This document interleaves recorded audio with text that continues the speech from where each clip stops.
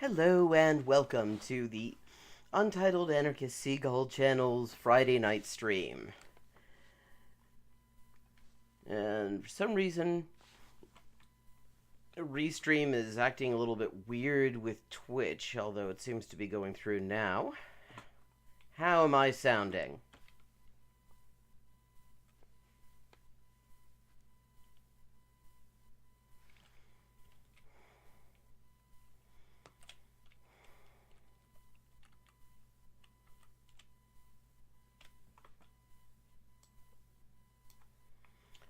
Get started with a little bit of Geoguessr.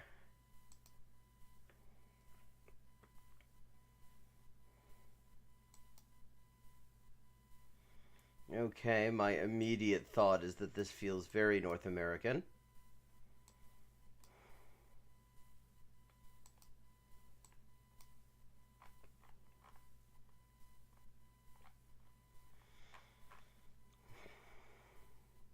Yes, definitely an English-speaking place.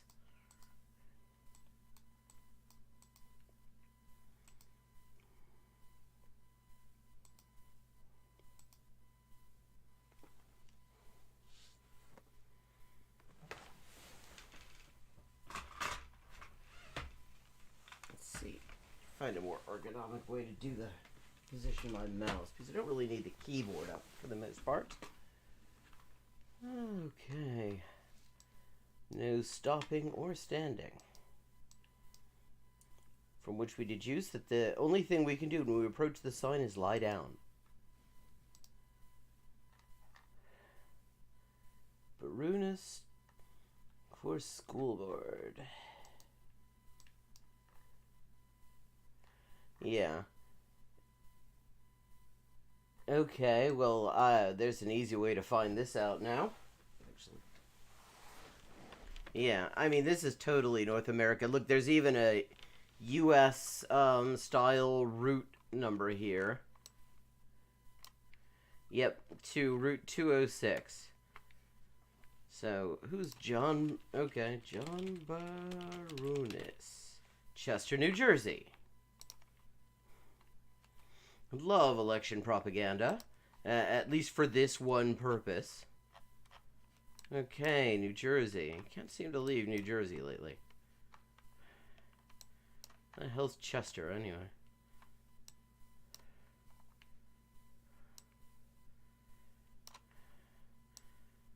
Patterson.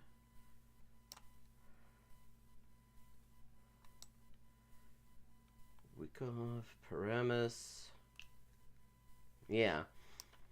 Yeah. New Jersey is definitely the U.S. No matter how much some might want to disavow it. Though I've never heard of Chester, New Jersey, so... Wait, what was that route number? 206. Okay, we're looking for Route 206. That...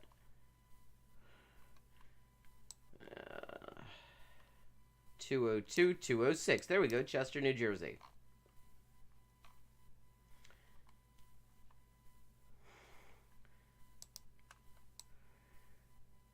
Okay.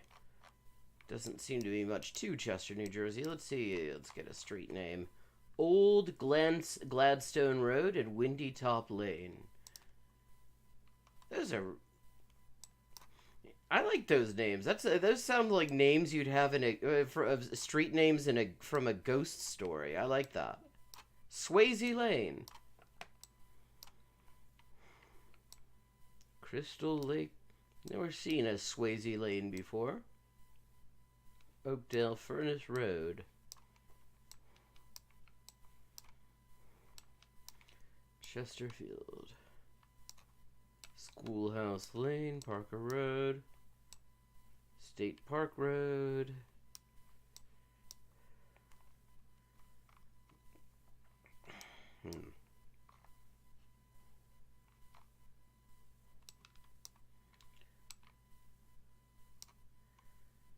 How atrocious.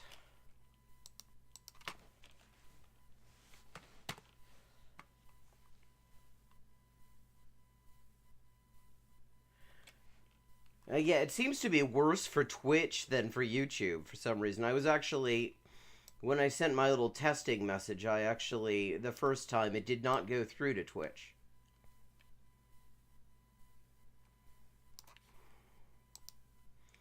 Old Gladstone and Windy Top.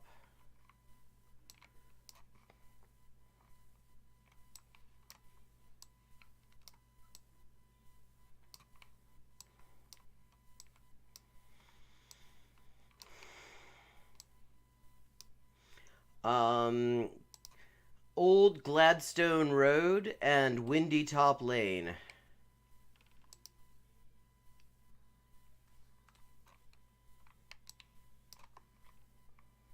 And it doesn't seem to be in Chester proper, so maybe it's in Chester Township.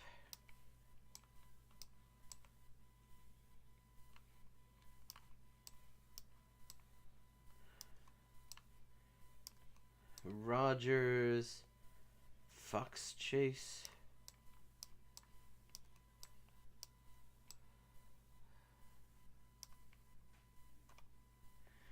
Not good.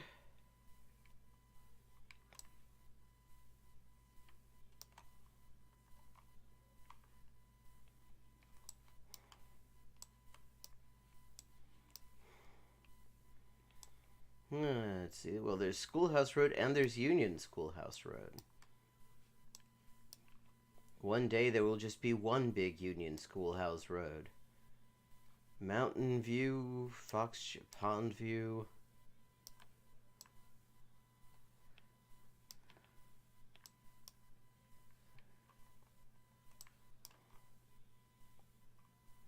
And whatever it is... Oh, wait a second. And it crosses with 206. Or is near 206. Okay. That simplifies things a bit. Mindset University. Okay, that sounds like bullshit. Railroad 1. Union Grove. It's nice to see the groves getting unionized. Okay. Been going about this the wrong way because I know that these streets are near to Route 206. And that's the one thing I have not been taking into account. Old Chester Road, Colby Farm, Skinner Trail, Wheeler Furnace, Tanner's Brook, Old Four Bridges Road, Plant Detectives, Bartley, Chester, and Norman.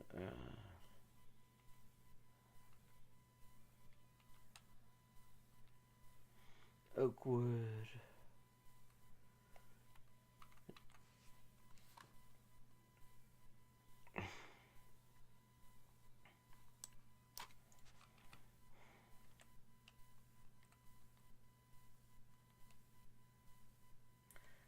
Warwick Road. Chestnut. Hell.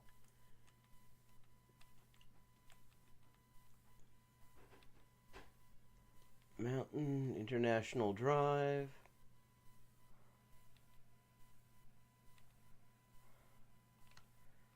Okay, I don't think it's down this way.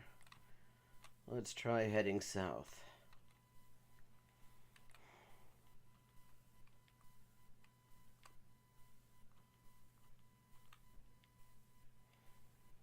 Warwick, Mountain View,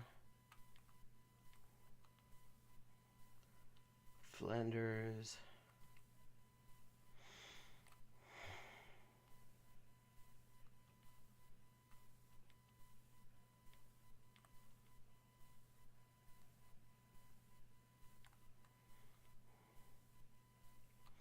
The Pastoral Pig.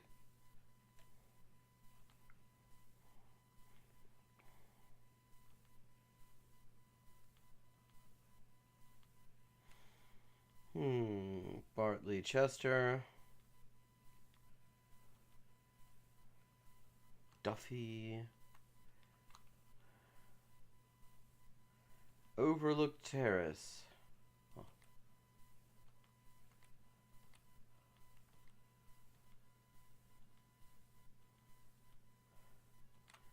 Turkey farm acquisition. So that's where you go to acquire a turkey farm.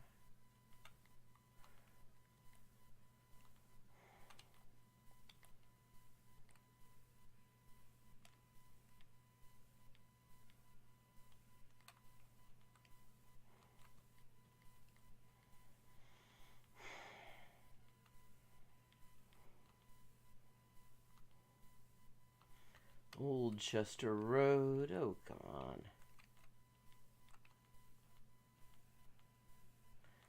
Lamerson. Spring Lake. Rogers. Hold on.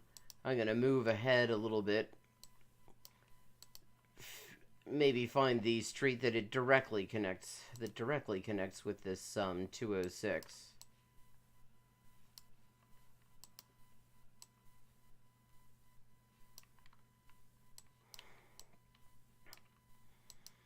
Okay. 206 North is on what?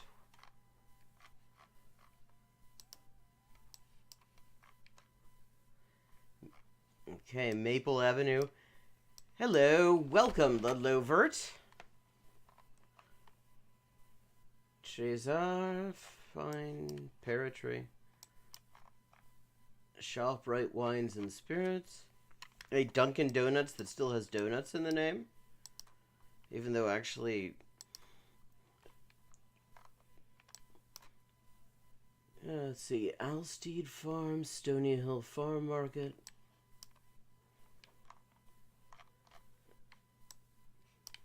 Hold on.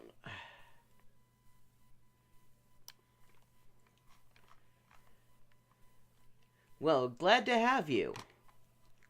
Apparently, there might be a little bit of a delay with the chat. Right now, we are trying to find a somewhat remote area of Chester, New Jersey. Oh, there's the Stony Hill Farm Market. Fuck it.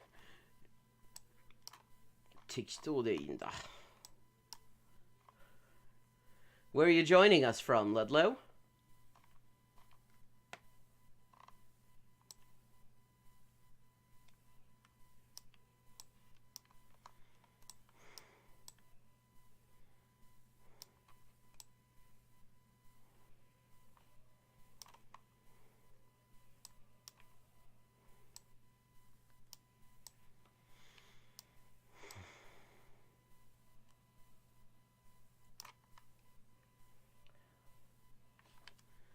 Hell, okay, Chester.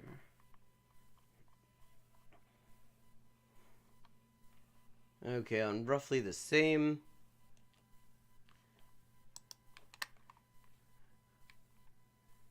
Don't think I've ever met anyone from up that way. Well, like, technically I haven't now, but...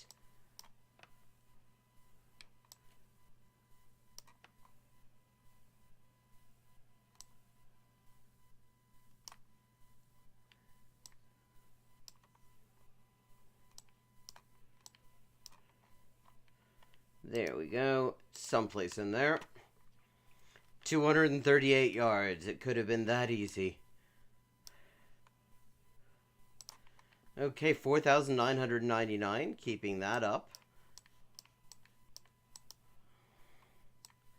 Okay, we've got bins. Carta, plastica, vetro colorato. Okay, we are in an Italian place.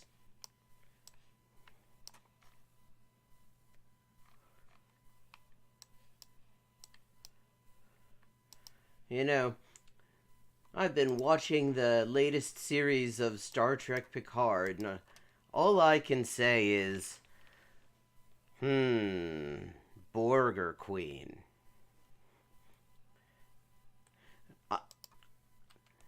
I find myself in a similar situation, but I'm stranded there by the fucking pandemic. I had not actually intended to come back to the US to live for any length of time, really. Traversa cruciale. And so now I find myself in a terrarium in the basement. Okay.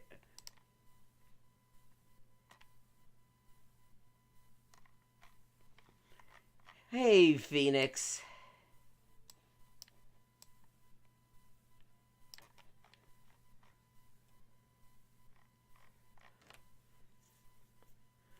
Wait, Piscataway Land includes the present day DC area? Is that? I'm curious about that because I mean I only know the name Piscataway from the place in Jersey. Is their territory that big, or were they that mobile, or is it just random that New Jersey's got a place named Piscataway?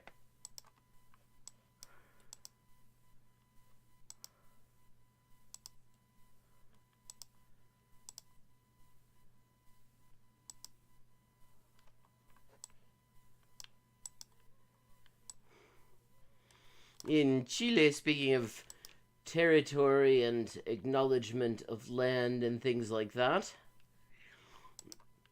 the so-called leftist government in Chile managed to fuck up repeatedly in that regard. See, in order to sound like she was down with the Mapuche people who live in the south of what is now Chile and Argentina, but their territory extends from the Atlantic to the Pacific on both sides of the Andes. She referred to the territory by its indigenous name as Guaymapu. And then literal Nazis from Argentina got really, really pissed off. Because Nazis in Argentina claim that there's no such thing as Mapuche people. That it is all a Jewish plot to give Argentina to Britain. And so they got really pissed off when Iquiasiches, the current Home Secretary, referred to the Waimapu by its indigenous name. And she then apologized to the Nazis in Argentina. And I mean, we're talking literal Nazis here. I mean, they do fascism right in Argentina. They do not half-ass that Nazi shit, because so many of them, of the Argentine upper class, made a sudden change of residence in around 1945. Same with the Chilean upper class, but more of them in Argentina. And so she goes, no, actually, when I say Waimapu, I just mean the bit that's I just mean something that is to the west of the Andes. Which is to say that in order to apologize to literal fascists, traversa crociali, ok, non mi serve, dimmi dove ci troviamo, cazzo. In order to appease literal Nazis, she decided, as a representative of the colonial state that is literally sending military death squads down to Mapuche territory to kill activists there, that she would just revise their territorial claims without consulting them, and say that actually they're not, that Waimapu does not include anything outside of what is considered Chile.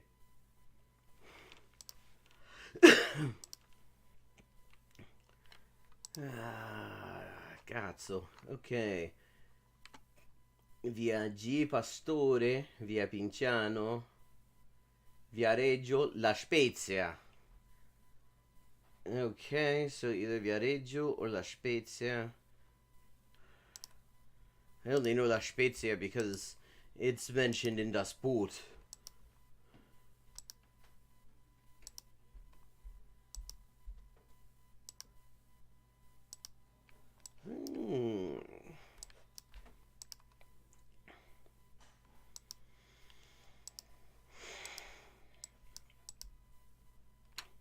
Okay, let's see. Let's just pop over to Italy.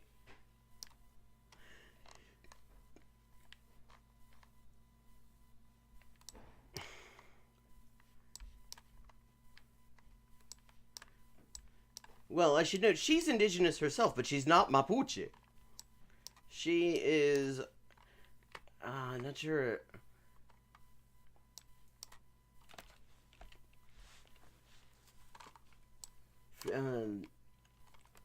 one of the northern... let me see. Yes. A ver. I'm on this. Okay.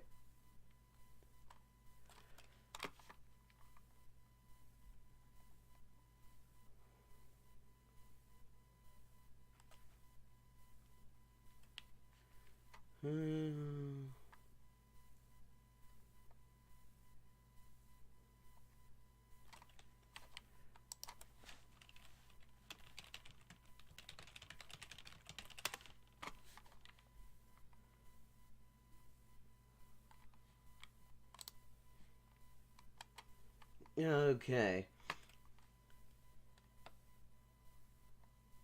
God, now I'm not finding it.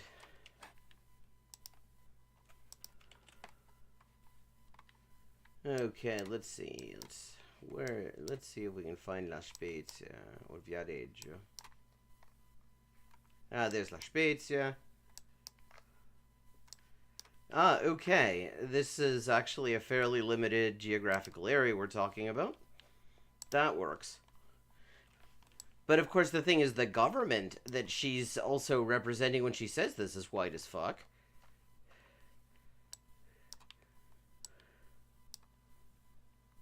I mean, less so than other Chilean governments have been, but, I mean, you don't have... The Chilean ruling class is about the blondest demographic in the entire country.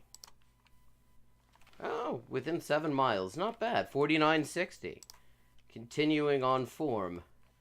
Okay, this looks North American and depressing.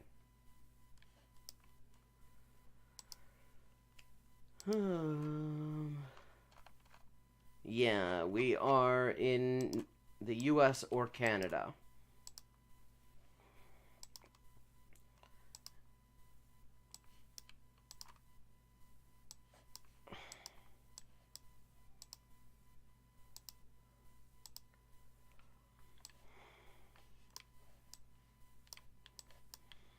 I'll just stay on this road for the moment, see if we can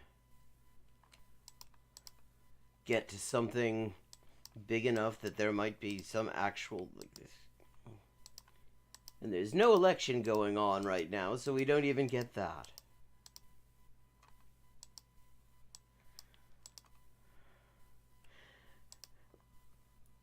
Well, yes. Although the thing is, there are states like this in Canada too. In fact, I mean, that's the thing that always gets me about Canada, is that practically all the shit, apart from the money, looks and sounds like here.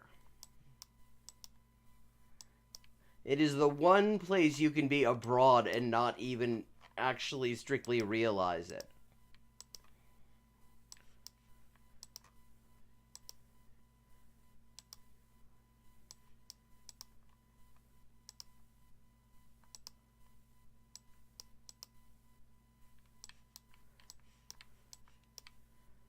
Oh, come on. Give me something to go on here. Okay. I think I found the location. I think I know where this is, but the trouble is it's not on the map. Just judging from the way everything seems to just go around in circles and lead to the same shit over and over again, I think that we're in the bad place. Church of the Nativity. Wow, that's fucking distinctive. Thank you for that. Gotta give me something better than that.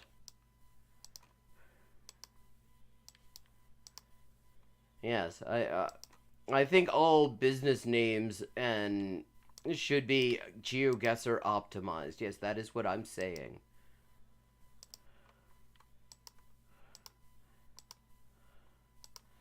Hold on, we've got a tradie. Fullcroft, Pennsylvania.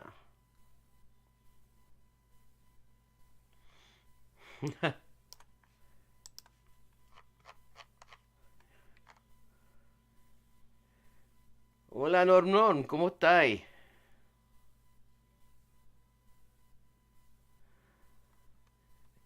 Video sobre, bueno, en que doy consejos a quienes quieran dedicarse profesionalmente a la traducción. De hecho, no pienso hacerlo porque me deprime. Porque tengo que decirlo, la traducción como industria, como profesión, con cada año que viene se hace menos, es más difícil vivir de esa pega. Fullcroft, Pennsylvania, where the hell is that?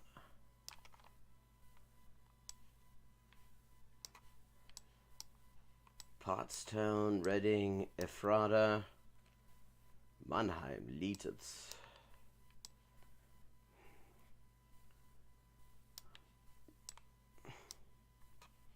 Mifflintown.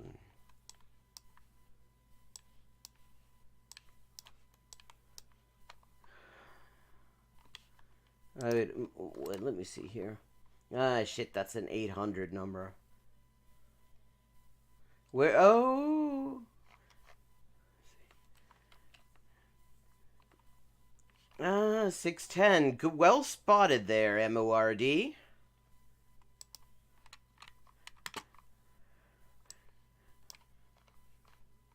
Okay.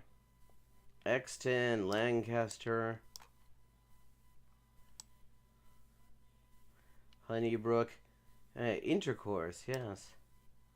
You hear Philly had the sensible idea recently of bringing back a mask requirement since their cases are on the way up. Shockingly enough, considering that nobody's doing anything to prevent it. And so, after 4 days of the mask requirement actually working and cases going down, they said, "No, we're gonna put an end to it because the cases are coming down." It's like, well, yeah, they're going down because you did that. They're just gonna go right back up, you assholes. Paxtonia. Paxtonia, that sounds like a town in a really shitty fantasy novel. Brogue.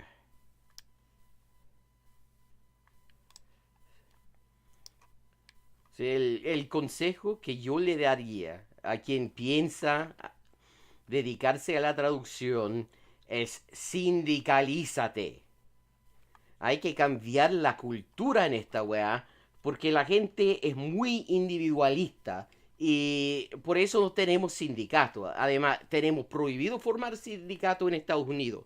Es un problema grande porque tenemos una legislación antisindical ridícula, realmente pinochetista en su inspiración, aunque de más larga data.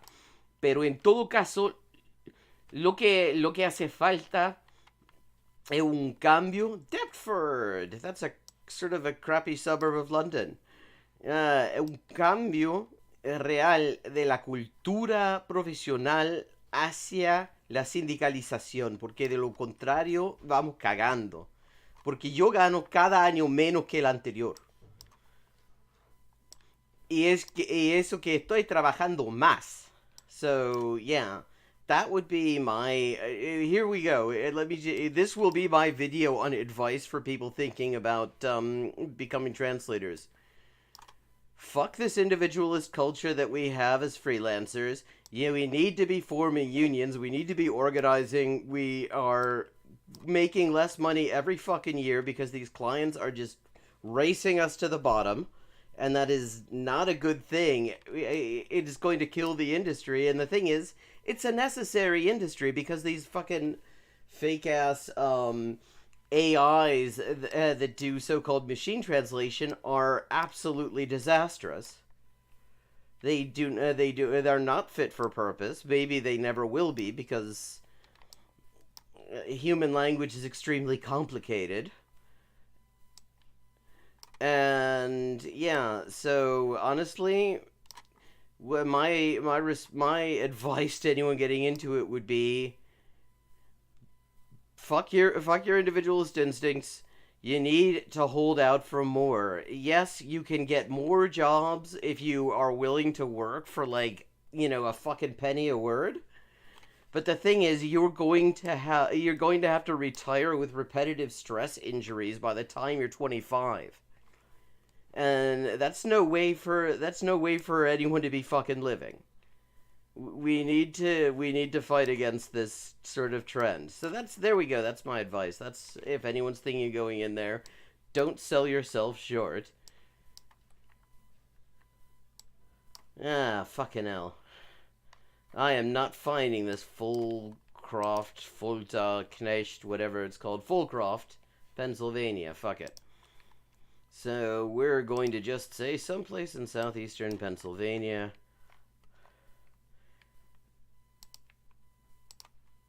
$23 miles, fucking hell. Okay, this is prettier.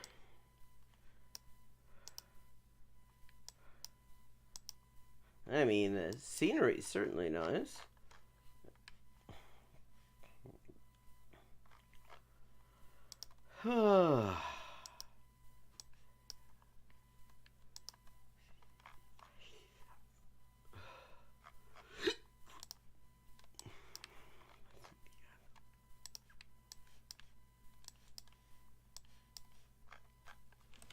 Okay, we've got hard to read election propaganda.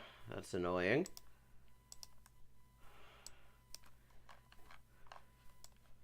Something's telling me Southeast Asia, but it could also be some parts of South America. I mean, you see this kind of construction in a lot of places. Hello, Adam. Good evening to you as well. You just missed the most depressing place on today's Geoguessr evening, which turned out to be in southeastern Pennsylvania. And now we're on 4 of 5.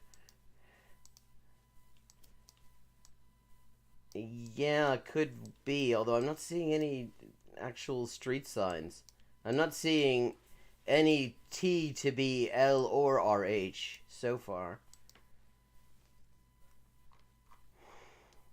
I mean, that election propaganda looked like it. I mean, that was in a Latin alphabet.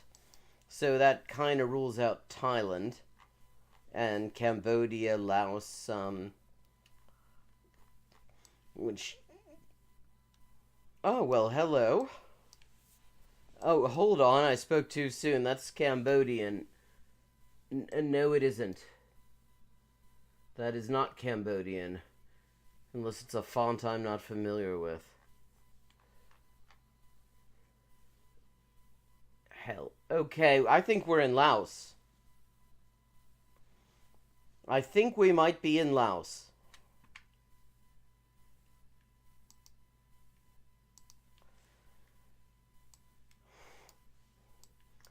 I know exactly one phrase in Lao, which is Koi Huk Jiao, which means I love you. 340...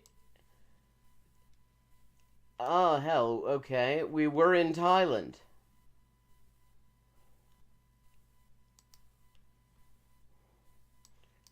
But, yeah, but Lao and Thai actually have very similar writing systems. In fact, the friend of mine from Laos who a very long time ago taught me that phrase told me actually Lao is like a more working class Thai. Thai is sort of like the posh version of the language. It's like the standard Thai that's spoken is based on the courtly language, whereas Lao is very much sort of the peasant community, the rural language is what I was told at the time.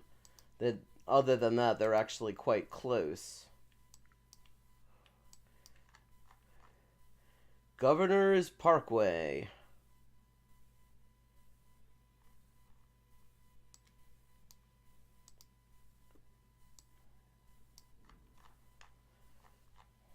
Okay, definitely English speaking, definitely RHT. This is 5 of 5.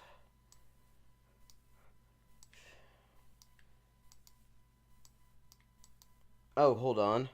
That was a speed limit. I'm pretty sure. Speed limit 45. We are in the US.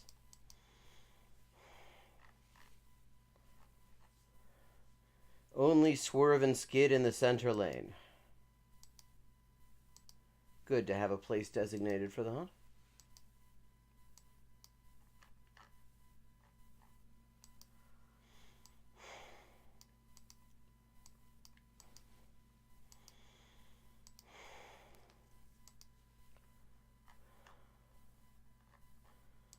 Okay. I feel like there's going to be a strip mall coming up. I mean, also, road this wide, I feel like we should be getting interstate signs. Let me see, what was that? There was a sign just there. 314. Isn't that St. Louis?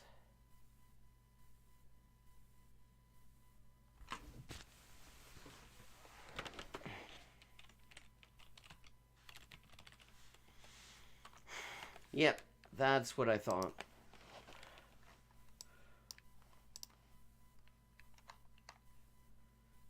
Edwardsville. Never heard of Edwardsville. The only St. Louis suburb I really know is Florissant, where they have specific...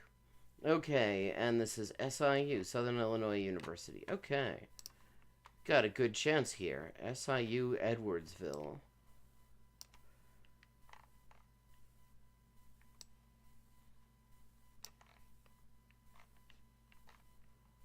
There we go. Edwardsville. Southern Illinois University, Edwardsville.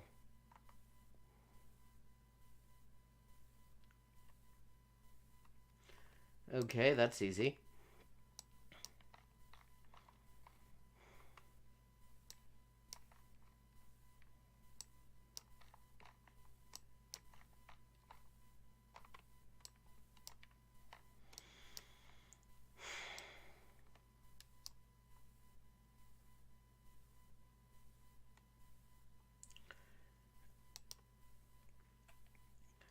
Lo que no es que no se pueda tener éxito, es cuestión de definir el éxito primero. Porque el hecho es que hay pega para todo el mundo. Nadie necesita un gran porcentaje del mercado de las traducciones. Hay toda clase de clientela, hay toda clase de traducciones, hay caleta de espacio. 49.92, not bad. 23.262. I am now a hiker. Excellent. Así que sería posible que todo el mundo que viva de la traducción pueda vivir bien de la traducción, pero el problema es que toda la presión en cuanto a los honorarios, en cuanto a los salarios, va hacia abajo.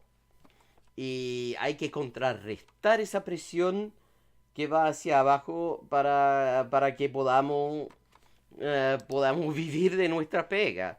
Que es una cosa tan básica que en realidad todo el mundo debería poder vivir y no debería ser cada año más difícil vivir de la pega que hacemos.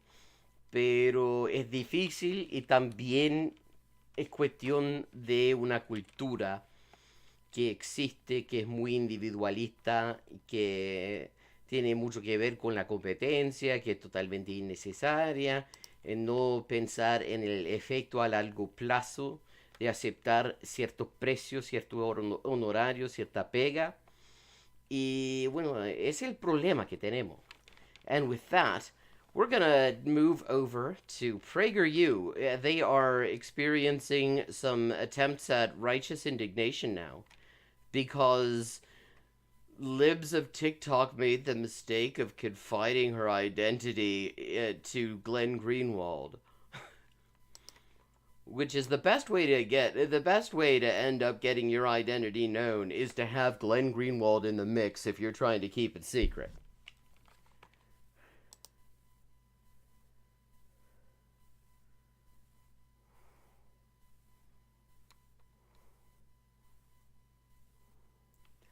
Okay, let me just adjust that audio output capture volume so we can actually hear this shit.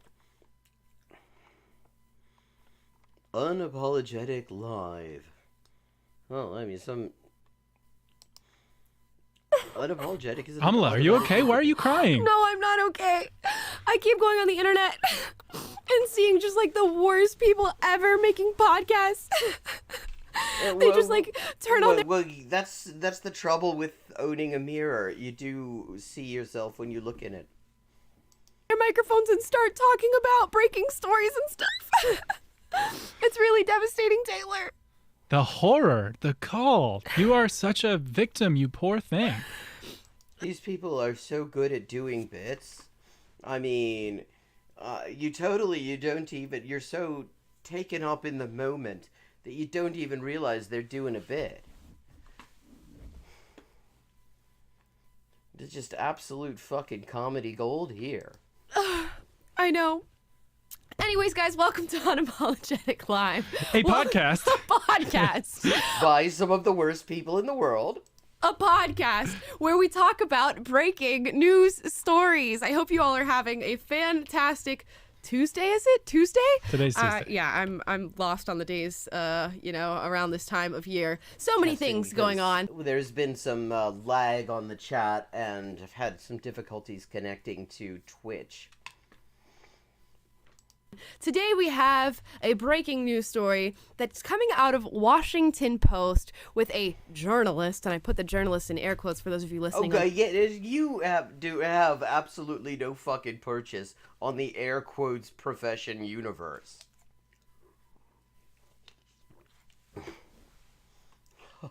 Spotify, Google Play, and Apple Podcasts, which you guys watching on YouTube and Facebook can do as well. I say journalist in air quotes because we know this person is not a journalist. There's no journalistic integrity. Virtually. Oh, well, yes, and these are the people that you go to when you want a fair judgment of journalistic integrity, obviously. Anywhere in the United States anymore. And this Washington Post story that we're about to get into is a complete and utter chef's kiss, magnifique example of exactly what we've been saying for so long. So let's break it down. You guys all know the Twitter account Libs of TikTok. I love the Twitter account Libs of TikTok. Okay, see, like we said, worst people in the world. Taylor loves the Twitter account Libs of TikTok. It's great. We've used it on the show. We used it on Will and Amla Live quite a bit. Yes, these are the people who literally tried to get a fucking trans youth suicide hotline shut down as a groomer site, just in case anyone has managed not to be aware of these assholes, of fucking libs of TikTok. These are the people that they're professing their love of. And essentially, this is a Twitter account that does nothing more than go on TikTok, find leftists who are making maybe outlandish videos or teachers talking about the indoctrination that they're doing in schools. Or, like, say, nonprofit organizations trying to help trans kids stay alive despite the absolutely horrifying climate that you, Amala, personally are contributing to right now. Yeah. And then they take those videos and they post it on Twitter and they go, hey, look at this leftist who's saying these things, and posted it publicly. And essentially they amplify those TikToks to a conservative audience. Okay, big whoop. Yes, which is to say they get white supremacists, homophobes, transphobes, and just general fascists as well to harass these people. Big deal, so crazy.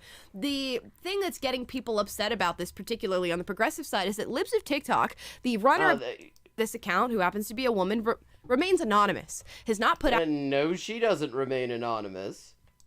her name, workplace, anything like that, her face in any way, shape, or form, and has been known to go to interviews and just do interviews over the phone, talking about the stuff that she finds on the internet instead of exposing who she is, where she works, where she lives, or any personal identity markers.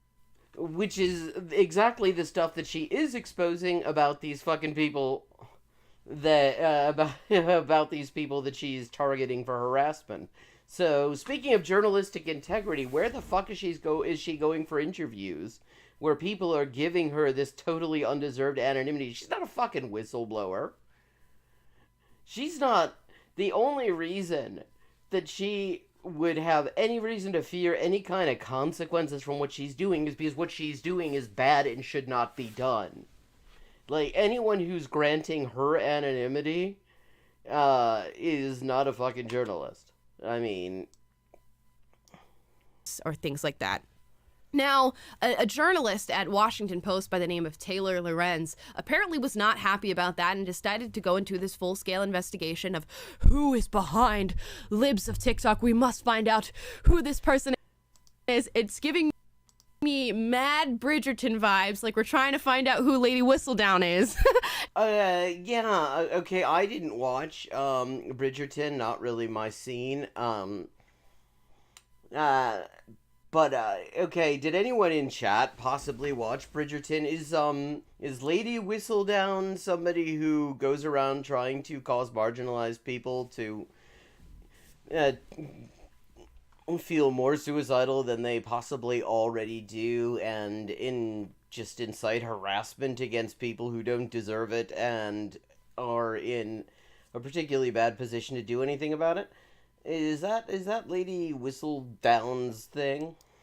Even though it's not that deep, it really is not that dramatic. All she's doing is taking TikTok. Yes, it's not as dramatic. My understanding of this Lady Whistledown character, I've seen the trailer for Bridgerton, that's why I decided it really wasn't my thing. But she basically sort of airs upper-class, like, sex scandals in the Regency period. It's a Netflix costume drama. But anyway, so not exactly the same sort of person as Libs of TikTok. TikToks and posting them on Twitter. So she's really not the Lady Whistledown of Twitter, but apparently that's what Taylor Lorenz thought she was. So this started out today, this breaking story, with Washington Post putting out an article, and we'll get to that and what the article says and the information that it has in it. But Christina Paschow on Twitter posted this. She got an email saying, "Hi, Christina. I'm a tech reporter at Washington Post. We are running a story exposing the woman behind the Libs of TikTok account. Our story mentions your many interactions with the account and praise of it. If you'd like to offer comment, please let me know within the next hour, and you can give me a ring on blank, if you prefer." Taylor. Okay, so just basic journalistic protocol. Lorenz. So clearly Taylor, not our Taylor, but this Taylor, has been doing a deep dive into who is running this Libs of TikTok account. And it all And Glenn Greenwald actually exposed the identity before the Washington Post even ran the fucking story. Came to fruition in this big article that was put out by Washington Post today. The title of the article being "Meet the Woman Behind the Libs of TikTok Account, Secretly Fueling the Right's Outrage." And she's accusing Libs of outrage machine. Read the entire fucking title. TikTok of being this massive platform that does nothing more than spout anti-LGBTQ2A plus BX propaganda. Okay, so give us an example of her doing something other than that. You're going to give us an example, right, of her doing something that is not anti-LGBTQIA fucking propaganda? And it goes as far as to say that in many ways, the Libs of TikTok account is inciting violence, encouraging people to be violent or harass people who are members of the LGBTQ community. And see, now I'm thinking about it from the point of view, from like their point of view, because what the important thing to do Because they're trying to say that that's silly to think that this account would be inciting violence against anyone. See, if I wanted to make that point, what I'd do right now is go and take some examples of some of the posts which are rapidly disappearing because now that everybody knows who she is, she has thought the better of being associated with the toxic drivel that she was spewing on that account. Doesn't really want to answer for any of it. I mean, including some stuff that is probably actionable libel. So, I mean, if I were making this wonderful, right-wing outrage video, what I'd want to do is show some examples of some totally innocuous shit that she was actually posting as a counterpoint to, but let's just say I would not bet on that happening. They never provide examples of anything. They are really, really bad at what they do. Harass these people who are in the TikToks, which by no means does Libs of TikTok on the Twitter ever say that you should go and harass these people or do. Yeah, because they don't need to, because the people she's fucking catering to are just looking for people to harass. That's like literally all they do is look for people to fuck with. Preferably people who are not going to be able to fuck them back. Do anything to them. All they're doing is taking videos that people have already made and posted publicly and then reposting them on Twitter. What a horrific act of human rights violation to do that. So why do you, okay, Amala, okay, so why do you think she does this? And why do you think that people would be so pissed off about it? Because if all she's doing is signal boosting these accounts, then, you know, you'd think that that people would be happy about that, wouldn't you? And yet, the people who are being signal boosted actually aren't happy with it. Why do you think that is? You gonna address that? To post a video that somebody has already made public on your own Twitter. Just amazing. So how did Taylor Lorenz get this information? Well, apparently a lot of this could be found through doing some digging on previous Twitter accounts that the Libs of TikTok woman owned under a different name and subsequently changed. But Taylor went as far as to go and visit the relatives of Libs of TikTok. Here's a picture of Taylor outside their house trying to get information for who this woman is. I'm not going to mention the woman's name who runs this Twitter account because that's not what this woman wanted. She wanted to run the Twitter account anonymously. Yes, because she didn't want to be held accountable for the horrible things she was doing to people. What is... See, I'm happy to This say Twitter account because that's not what this woman wanted. She wanted to run the Twitter account anonymously. And if you guys see it at any point on the screen, so be it. It's out there and people are talking about it, so it might pop up. Oh, wait, are you taking a principal stand against de-anonymizing any Twitter account then? Even one that that says things you don't like? Just through virtue of discussing this and being on Twitter during this time. But yeah, Taylor went to relatives' houses of Libs of TikTok and was trying to find this information to put in this article.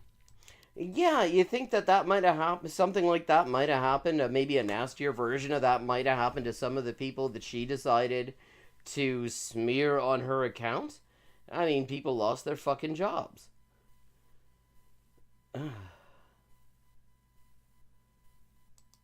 We even saw Taylor go as far as harassing people. Now here is harassing people. She's doing due diligence.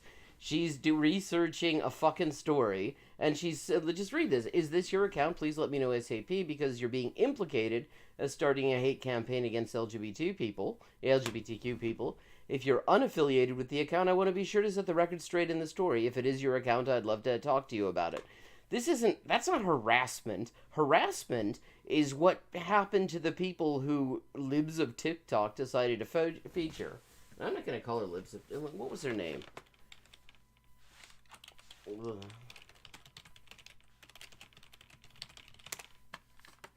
Yeah, Chaya Raichik. That's what we're going to call her from now on. She may want to try to preserve the tatters of Chaya Raichik's anonymity. Even though because the people who actually take this seriously probably would not notice something just because it was in the Washington Post and all over the media. Because they are targeting a very specific group of just fucking people who will listen to believe anything they say. Chaya Raichik, that's her name. A DM that Taylor sent. Hi, Blank. I'm just following up here. You've been mentioned as an administrator of the Libs of TikTok account on Twitter, and I need to turn my story in today. Is that your account? Please let me know ASAP because you're being implicated as starting a hate campaign against LGBTQ people. If you're unaffiliated with this account, I want to be sure to set the record straight in the story. If it See, that Amala, this is called actual journalism. Rather than just smearing somebody without actually checking to make sure you got it right, you go and you ask them, and if they say no, then you report that. It's called what she's supposed to have done, not ask this person who was implicated and just say, yeah, this person was implicated as being the operator of the account, without checking it. How is this? is your account. I'd love to speak to you about it. I'm on blank, blah, blah. You can reach out to me if you'd like to. Imagine that. Imagine reaching out to somebody and go, hey, I just want to know if you're behind this Twitter account that you want. I don't have to imagine it. It's called fucking journalism. You check with people. When I was working on my series of the private owners of small ICE concentration camps that are operated by ICE but owned privately, they rent them via the General Services Administration. And there was any question at all about whether I had the right person or anything like that, I also contacted people for comment. It's a standard fucking thing that you do, and it prevents, in fact, people will complain if they aren't reached for comment and you write something unflattering about them, usually. That's not harassment, that's just how it fucking works.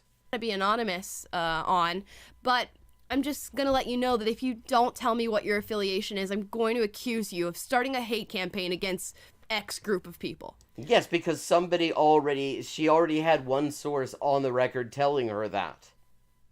Or, well, maybe not, it isn't clear whether it was on the record or off the record, but somebody apparently already told her that. And the question is that source going to be confirmed or denied? And if it's denied, then you report that actually the person who was implicated denied being involved. That's how it fucking works. Like, how else are you going to do this? I'm going to call you a bigot, a discriminator, a Nazi, a fascist. Didn't say any of that. And the thing is, being associated with Libs of TikTok actually does mean that you kind of, at the very least, are very comfortable with people who meet all those descriptions. You don't tell me what your affiliation is, and if you are affiliated, gonna call you that anyway. So I just figured I would let you know. No, if you are affiliated, Jesus, you just read it out loud and now you've forgotten it apparently. Said if you are that person, I'd like to talk with you about it. You know, it's called reaching somebody for comment, and they can say, fuck you, I don't want to talk to you. Or they can try to explain what they have to say for themselves if they want to try. Though, I mean, literally the only way that could possibly work is in a media outlet like PragerU that doesn't even discuss actually doesn't provide a single example of what this account was doing, what Chaya Raichik was doing. A little bit of warning here before I go and do this. You have 1 hour to respond. Right. You have 1 hour to respond. Let me know ASAP. I have to turn the paper in this morning. Unbelievable. And that's this is such a nothing thing to get pissed off about. This is basic journalistic stuff. They have deadlines, they have sources they need to confirm their shit. This is this they choose to get pissed off about. Not as bad as the story gets, because you might recognize the name Taylor Lorenz for her many interviews on the subject matter of journalism and specifically doxing. Here's the young lady talking about people who decide to dox others and put out their information. Yeah. You mean people like Chaya Raichik? You feel like any little piece of information that gets out on you will be used by the worst people on the internet to destroy your life. Which is exactly what fucking libs of TikTok, Chaya Reichik, was doing. And it's so isolating. And terrifying. It's horrifying. I'm so sorry. You're fine. It's overwhelming. It's really hard. Yeah, I know it's their stock in trade, but it never ceases to amaze me just how random the things are that they'll attach it to. Like, I can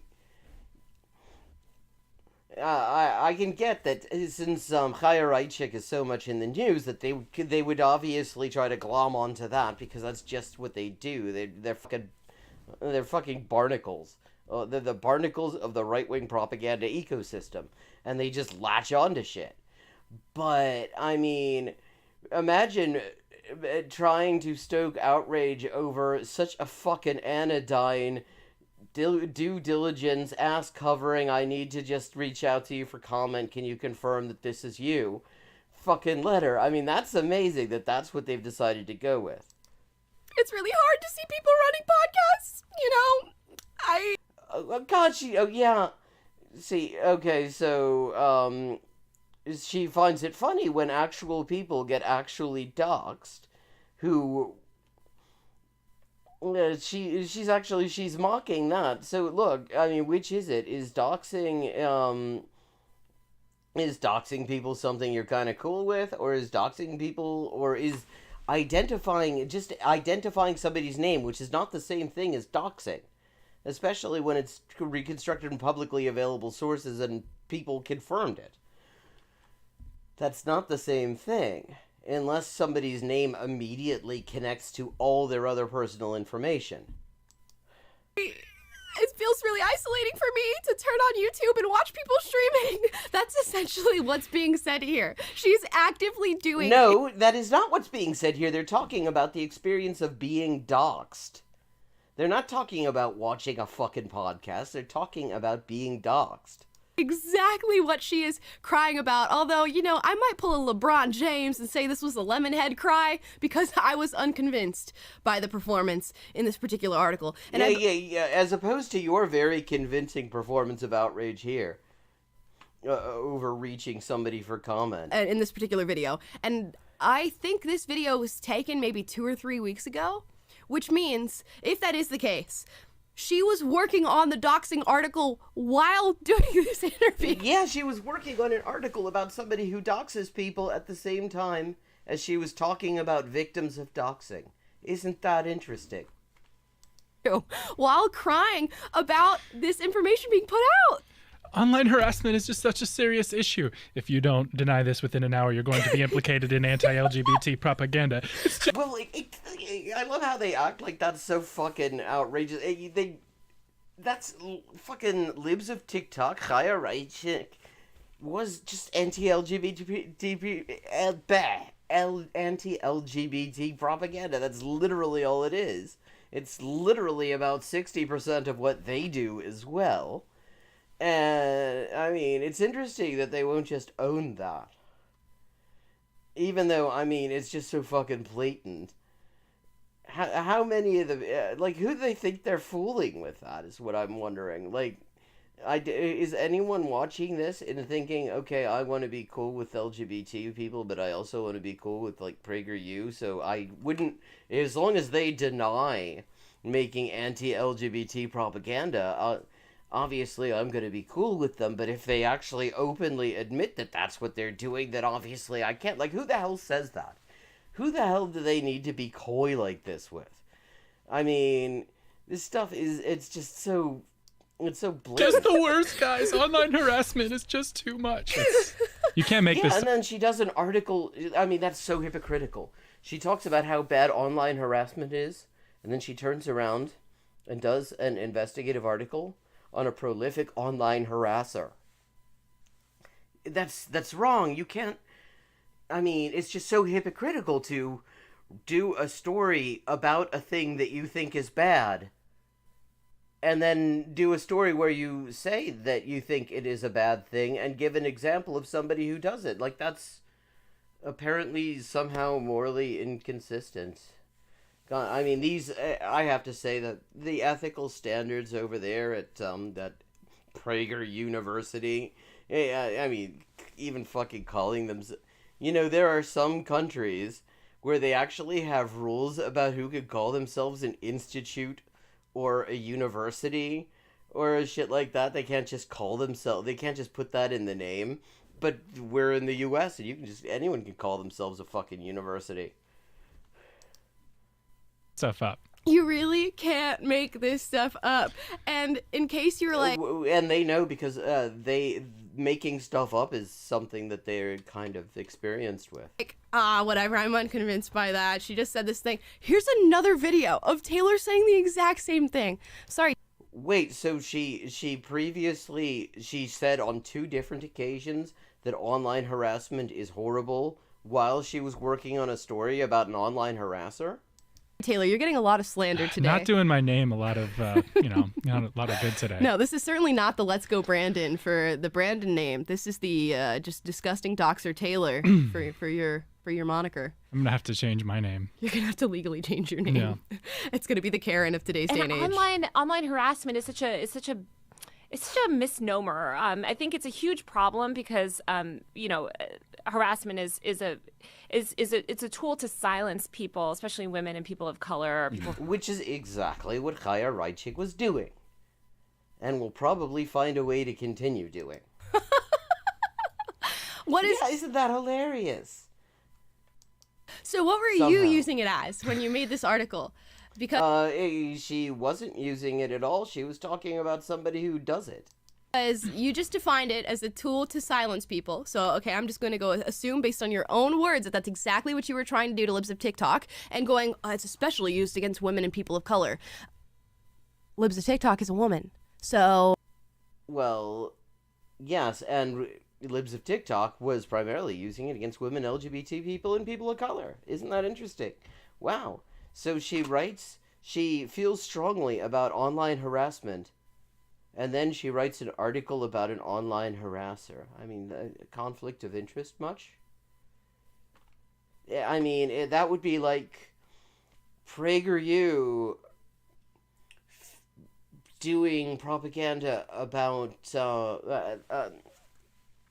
the oil industry, making the oil industry look good, while at the same time feeling strongly in favor of oil profits, except not really, because the difference is that she's quite openly saying she doesn't like online harassment, she's against it, whereas PragerU does not openly say, yes, we're a fully bought and paid for property of the fucking oil industry, and what you're getting is just their propaganda. It's like, this is a level of honesty I'm not actually used to expecting in regime journalism. But, you can look at what she's saying, and it's clearly consistent with what she was doing, and they're trying to, it's, like, actually kind of fascinating to watch them try to spin this to a way where it seems outrageous. Sexist? Trying to silence dissent. You're very censorial, if you ask me, for a journalist for Washington Post who's supposed to have integrity. Let's keep watching. From marginalized identities for speaking out, and there's a very intentional goal behind it. It's obviously it's death threats and all of that, and rape threats on the daily, and it's not just Twitter, it's like every single surface, right? My cell phone number getting out there, people calling, people harassing my family members, stalking me, all of that is. Could you I think she's fucking laughing at this. imagine? Could you imagine going to the lengths of trying to find out where somebody lives, getting their cell phone number, their name, where they... Except she did not actually publish her mobile number. She didn't publish any contact information. Yes, it is possible to find her work address online because she's a fucking estate agent and she does business facing the general public. But that's not the same thing as publishing somebody's fucking mobile number. They work and then putting that out on the internet in order to garner death threats and incite violence against them? Disgusting. Which, she can't even sell it really, because I think she probably, I get the impression just kind of the collection of interesting little suckholes who make up the PragerU podcast bullshitosphere, she often is the one who seems a little bit less in on the fucking jokes than the rest of them. Occasionally, but not so much that not like so much as being like visibly pissed off or anything like that. I'm not saying that, but it's like I get the impression she has a clearer understanding of just how dishonest what she's doing than these other assholes, because sometimes she just seems less convinced or less invested in appearing convinced than the rest of them. I'm glad that these videos exist, because now Taylor, hashtag not all Taylors is what I'm seeing in the chat, hashtag not all Taylors, Taylor here does not get to use, feign ignorance on this. She doesn't get to say, well, I didn't know what I was doing. What? So she was supposed to be ignorant of the effects of online harassment before doing an article on an online harasser? When I posted that stuff, I didn't know it would incite violence. You clearly did. Well, okay, so you got examples of violence happening. Because, there are examples of violence happening to people who were harassed by Chaya Raichik. Girl, you got several interviews of you saying doxing people incites violence, leads to stamping out dissent and silencing people. And so which is it? Are you against it or are you for it? Because on the one hand, you're for it. It's almost like it's almost like you're being completely inconsistent. And at the same time, accusing somebody of being inconsistent when they are very obviously, as you are demonstrating, being totally consistent. I mean, this is such low quality propaganda in the end. It is so low quality because they don't even, she clearly did not, she's showing, she puts up these videos and they outright show how full of shit she is about this. Makes people send death threats and advocate for violence against that person. And then you turn the corner and then you do it yourself. Let's keep watching. There's more. But wait, there's more. Incredibly terrifying and invasive, and it's bled out into the physical world too, which is even more terrifying, right? Yeah. But to me, I think what especially the media needs to understand about this is, in terms of protecting their own reporters, is this is just a tool. Harassment is a tool to kind of discredit and silence journalists, and the right-wing media plays along with it, right? You mentioned Tucker Carlson. Yeah, look at her, she's fucking clowning under there. Yeah, that's right, that's what we do. We smear people who in any way contradict our incredibly poorly conceived propaganda narrative. Oh my gosh, it's just talk about not aging well whatsoever. Talk about self-owning. Talk about shooting yourself in the foot. Okay, let's talk about those things, but you'll have to show something else if you want to be relevant to that. This seems like very random things to be bringing up. Your own foot in your mouth. Any single phrase that you can put for how much she has just owned herself in her own interviews. Put that out there. If you guys can think of more, put them in the comments down below, because I'm running low on just all of the ways in which this is so ridiculous. And to go specifically for media outlets, when you work for nationally syndicated Washington Post. First of all, okay, that was her point.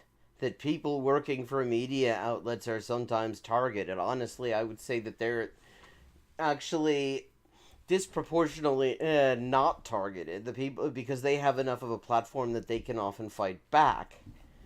So I think in that sense she is actually exaggerating to the degree to which this is an issue for people who are actually in major media outlets compared to people who don't have that kind of platform. People like the people that Chaya Raichik exposed to harassment, job loss, and all sorts of other shit. And it's honestly it probably is the most extreme form of doxing that you could possibly subject somebody to. It is the least extreme form, because see, the most extreme form would include credit card numbers, social security number, some bank account numbers, all contact information, maybe a list of general description of their daily routine. That's extreme doxing. Putting out the name of somebody who has actually held herself out to the public. I mean, as you fucking said, she was giving interviews to far-right fucking outlets that were happy to anonymize her because they weren't going to actually challenge her on her horrible bullshit because they're complicit in it. That's not extreme doxing. Somebody's name is not doxing. The name alone isn't doxing at all. This is not just some anon person on Twitter going, hey, by the way, I found out that Tucker Carlson lives here because I saw him walking down the street with a bag from Walmart. That's actually more doxing than what this article you're complaining about did, because it actually includes the residential address. Chaya Reichik's residential address was not published in that article.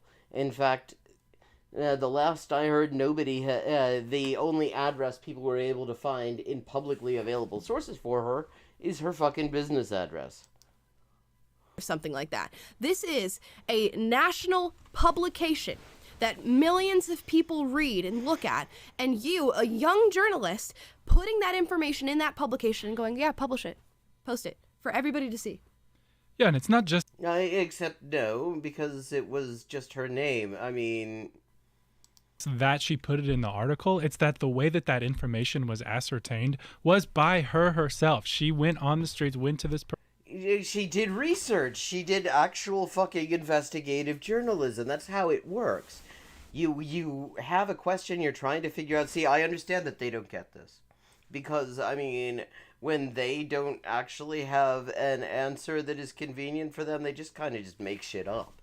But see, when you're actually doing journalism, you look at publicly available sources, you talk to people, you see who's saying what, and you then go to people who are mentioned there and ask for them to confirm.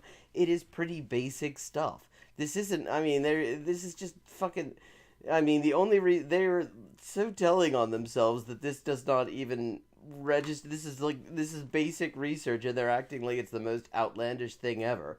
Though I don't think they're entirely, I think they realize that, because neither of them actually looks genuinely outraged about any of this. They're trying to do fake outrage, but neither of them looks at all pissed off, actually. I think they know perfectly well that they're just completely full of shit here.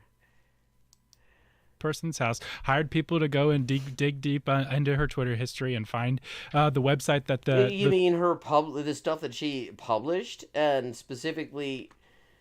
I mean, that's a fucking public website. We're talking about somebody who, okay, so Chaya Reichik, what they said was totally cool, is that she went into people's fucking social media histories and reposted the stuff. And what Taylor Lorenz did is not that. She just looked at it in order to ascertain somebody's identity. It's called research. Libs of TikTok, the person who ran it, bought to discover her name and all this stuff. Like, she's the reason that this information has been brought to the light. But no, actually, the funny thing is she isn't, because before that article came out, fucking Glenn Greenwald confirmed it. I mean, God. Glenn Greenwald, at this point, that's really not looking like somebody to confide in. How many people is this now who have indirectly or directly had their confidential identity somehow exposed in disastrous ways by when they confided it to people connected with fucking Glenn Greenwald? Because that seems to happen fairly often. In her article, she even wrote, like, the house was visited, used the passive voice to try to minimize the fact that it was actually her that went there and was deliberate. See, there's something called a fucking style guide. Now, we can talk about the use of the passive voice, and maybe actually in this case it wasn't her. But the point is... doxing people, and like the family members that lived at TikTok sent her a picture. And there would be absolutely nothing wrong with doing a quick door knock and just seeing if somebody was there to ask them questions. That's, again, it's called fucking research. And if they tell you to fuck off, you fuck off. Picture of Taylor Lorenz right outside her door with her mask on outside, by the way. Yeah. But going to wow, okay, so she also takes fucking basic precautions before seeking to be let into people's homes so that she doesn't give them anything and they don't give her anything. God, what a terrible person. their doorstep to harass the family, and the same thing that she's complaining about. Yes. A person close to the situation visited the house. A person who looks an awful lot like me visited the house and inquired this information about A brilliant reporter. Yes. A brilliant and gorgeous and beautiful reporter went and visited this house. Who maintained proper social distancing at all times and kept the mask above the nose and mouth. Right. Well, yes, which is a good thing. I mean, these people are so invested in getting huge numbers of people to fucking get killed by COVID. It's really impressive. They have, I mean, we've lost a fucking million people, at least, and these people want to see how quick we can get to 2. I mean, there is really no clearer statement of just why every attempt to actually do something to protect public health in the middle of this pandemic has been thwarted and who's been behind it than the fact that these oil billionaires have this bullshit channel. And one of the things that these oil billionaires bullshit channel constantly does is encourage people to fucking cough up COVID on each other. Oh my gosh. And if you, okay, we had 1, 2, but thrice she's talked about doxing. Here's her tweet from April of this. Actually, she was talking about online harassment in at least 2 of those videos, which isn't the same thing. You could say doxing is a form of online harassment, though doxing is not necessarily online. It mostly is. But so yeah. Here, and I'm saying that this is not long ago at all. She says, I know you're joking, but doxing, stalking, trying to hurt and smear people's loved ones, threatening them, it's not okay in any situation. People on here who constantly stoke these politicized outrage campaigns want to dismiss it, but chuckles a person who is constantly stoking these politicized outrage campaigns and very much wants to dismiss it. it shouldn't be dismissed. It has real consequences. But what are the consequences for Taylor? Hashtag not all Taylors. What are the consequences for Taylor? Because I'm not seeing anything. And we're going to look at her Twitter account briefly while we're talking about this to show how she's just simply defending herself, even though you have Well, because she didn't do anything wrong is the thing.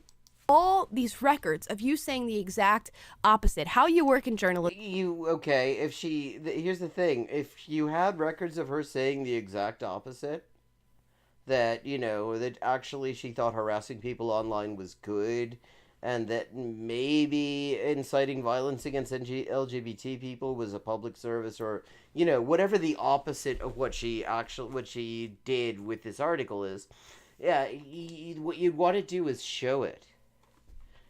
I mean, they never, this is more example material than they usually provide, in that they've actually showed a little bit, but it is very interesting how they stay the fuck away from actually ever. That's how what low quality apologetics this is, because they don't even try to take an example of some of this stuff and justify it. They just skip over that part. And with that, we are nearing 1 a.m. So I thank everybody for coming. We've had an unusual number of people here. I think I may have required 2 hands to count them, which is unusual on this stream. And lovely to see all the new people and the people who I haven't seen in a bit. And I will be back tomorrow, same time, 11:30 p.m. Eastern Time. And we will look at more Geoguessr and more reactionary bullshit. And with that, I wish everybody a very good night.